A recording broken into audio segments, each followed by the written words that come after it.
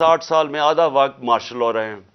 اس کے بعد جب یہ دونوں آئے، یہ دو خاندان آئے، انہوں نے جب لوٹنا شروع کیا تو انہوں نے ایک چیز کہی کہ سب کو پکڑ لو لیکن ہمیں نہ پکڑو کیونکہ ہم قانون کے اوپر ہیں. ابھی بھی وہ جو باہر بھاگا ہوا ہے ملک سے جھوٹ بول کے، اس کی بیٹی جدھر پھر رہی ہے وہ کیا کہتی پھر رہی ہے؟ کسی کی جرت کیسے بڑھی کہ ہمارے خلاف کیس کر دیا اور میرے باپ کو یہ کر دیا. وہ یہ نہیں کہتی کہ کیا اس نے قانون توڑا یا نہیں. وہ یہ نہیں بتاتی کہ اربوں روپے کی پراپرٹیز باہر جو اس لندن میں ان کے پاس ہیں، ان کے بیٹوں کے پاس ہیں، وہ پیسہ آیا کدھر سے، اس کی بات نہیں کرتی. وہ تو جب پتہ نہیں تھا پیناما میں کہ کیا انکشاف ہو جانا ہے، تو 2 سال پہلے تو میری لندن تو چھوڑے پاکستان میں بھی کوئی پراپرٹی نہیں ہے. کبھی یہ بات نہیں کرتے کہ ان کا کیا انہوں نے اس ملک سے ناجائز طریقے سے منی لانڈرنگ کر کے پیسہ باہر بھیجا، اس کے اوپر بات نہیں کرتے. سو وہ کیوں نہیں کرتے؟ کیونکہ یہاں عادت پڑ گئی ہے پچھلے 60 سال میں کہ اگر میں طاقتور ہوں تو میں قانون کے اوپر ہوں، مجھے کسی کی ضرورت ہے پکڑنے کی. تو اسی لیے میں نے اپنی پارٹی بنائی تھی. آج سے جس طرح میں نے کہا اب تقریباً 25 اپریل کو 27 سال ہو جائیں گے. تو جو پاکستان میں ہو رہا ہے، میں صرف آپ کو سمجھانا چاہتا ہوں کہ جس ملک کے اندر قانون کی حکمرانی ہوتی ہے وہاں ایسی چیزیں نہیں ہو سکتی، کیونکہ قانون سب سے اوپر ہوتا ہے. قانون نہیں توڑ سکتا. طاقتور کو یہ اجازت نہیں دیتا اس ملک کا قانون کہ آپ فیصلہ کریں کہ جی آپ ایک دم آئین توڑ دیں. کسی بھی اس ملک جدھر آج خوشحالی ہے، جدھر ہمارے لوگ مر کے ویزے لے کے یا کوشش کر کے پیسہ خرچ کر کے باہر جاتے ہیں، وہ کیوں جاتے ہیں؟ کیونکہ وہ خوشحال ملک ہے. وہ خوشحال اس لیے ہیں کہ وہاں انصاف ہے، وہ قانون کی حکمرانی ہے.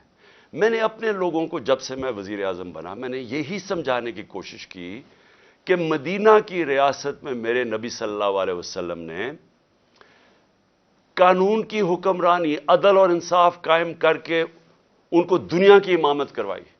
جو بنیاد رکھی تھی ریاست کی وہ عدل و انصاف پہ رکھی تھی. غربت تھی، پیسا نہیں تھا، برے حالات تھے، مہاجر آئے ہوئے تھے جن کے پاس سب کچھ چھوڑ کے آ گئے تھے. ادھر اس معاشرے کے اندر انہوں نے سب سے پہلے قانون انصاف قائم کیا اور بعد میں خوشحالی آئی اور بعد میں وہ ایک عظیم قوم بنے. تو جو قانون کی حکمرانی ہے یا جو انصاف ہے وہ کرتا کیا ہے؟ وہ انسان کو آزاد کر دیتا ہے اور آزاد انسان کی پرواز اوپر ہوتی ہے. تو یہ یاد رکھیں کہ جو حقیقی آزادی ہے، ایک تو انگریزوں سے ہم نے آزادی لی. ابھی 23 مارچ گزرا ہے کل. 23 مارچ میں کیا ہوا کہ بہت بڑا ایک خواب، ایک ریزولوشن پاس ہوئی یہی مینار پاکستان میں، جس کو پہلے منٹو پارک کہتے تھے، کہ ہم نے ایک مسلمانوں کے لیے ایک ایسی ریاست بنانی ہے جو ان اصولوں کے اوپر کھڑی ہوگی جس کے اوپر پہلی مسلمانوں کی ریاست مدینہ میں قائم کی گئی تھی. اور سب سے پہلے جو قائد اعظم ہمارے لیڈر تھے وہ سب سے بڑے کانسٹیٹیوشنسٹ تھے، وکیل تھے، قانون کی بات کرتے تھے. تو آج میں صرف آپ کو بتانا چاہتا ہوں کہ جو پاکستان میں ہو رہا ہے، ہمارے سارے مسئلے اس لیے ہیں کہ طاقتور اس ملک کے قانون کو نہیں مانتا، وہ اپنے آپ کو قانون سے اوپر سمجھتا ہے اور اس کی وجہ سے ہم آزاد نہیں ہیں، ہم غلام قوم ہیں. آزاد قوموں کے اندر کبھی بھی کوئی آئین توڑ نہیں سکتا.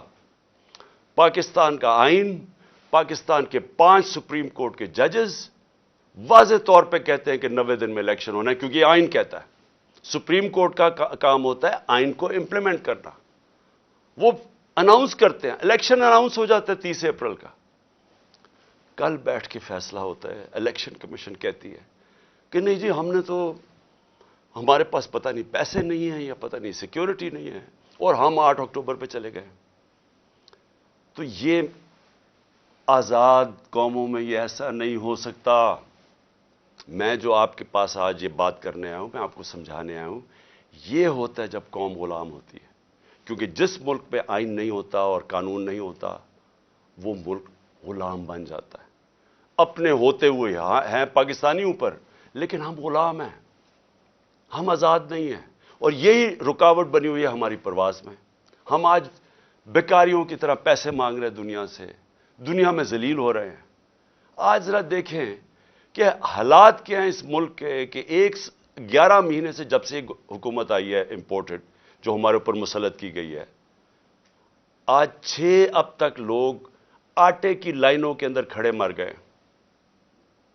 آج یہ حال ہے کہ پاکستان کی تاریخ میں وہ مہنگائی آئی ہے, اور یہ سارے ان کی پہلے سٹیٹمنٹس دیکھیں, ایک ہی چیز یہ کہتے تھے کہ جی عمران خان نے بڑی مہنگائی کر دی. آج پاکستان کی تاریخ کی سب سے زیادہ مہنگائی ہے, جس کو ایس پی آئی کہتے ہیں, جو سینسٹیو پرائس انڈیکس ہے. اس کا مطلب کیا ہے کہ جو کھانے پینے کی چیزیں ہیں جو سینسٹیو ہیں, جس پہ ایک گھر میں خواتین جانتی ہے کہ جو کچن کے لیے انہوں نے چیزیں خریدنی ہیں, آٹا, یہ ساری آج 47% پہ پہنچ گیا ہے. 47% پہ ایس پی آئی پہنچ گیا, یعنی پاکستان کی تاریخ میں سب سے زیادہ مہنگائی ہے. جب ہمارا ملک بھی ٹوٹا, جب یہاں زلزلے آئے, یہاں سب کچھ ہوا, یہاں ہر کچھ ہوا, لیکن اس طرح کی مہنگائی نہیں آئی. ہمارے دور میں کرونا آیا, ساری دنیا کے اندر مہنگائی تھی, اس طرح کی مہنگائی پاکستان میں کبھی بھی نہیں آئی.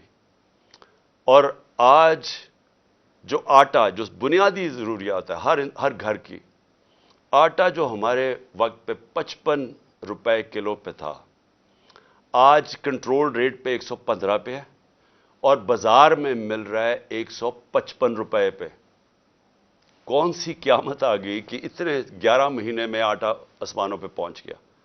تو یہ کس کو افیکٹ کرے گا؟ یہ عام لوگوں کو افیکٹ کرے گا. تو یہ کیا ہو رہا ہے؟ یہ اس لیے ہو رہا ہے کہ ہمارے ملک کے اندر انصاف نہیں ہے.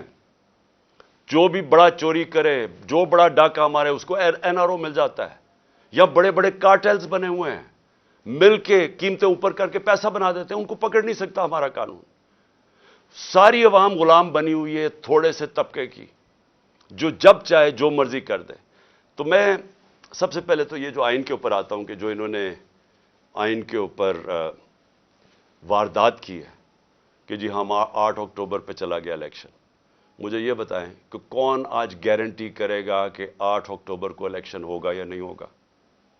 جب یہ وجہ دے دی کہ جی آج پتہ نہیں پیسے نہیں ہیں یا جو بھی ہے, سیکیورٹی, کوئی بھی بہانہ تو کوئی بھی مار سکتے ہیں, تو کیا گارنٹی کہ 8 اکتوبر کو یہ نہیں ہوگا؟ کون بتائے گا, کہ کون فیصلہ کرے گا کہ جی اب الیکشن کروانے کا ماحول ٹھیک ہو گیا؟ یہ کون فیصلہ کرے گا؟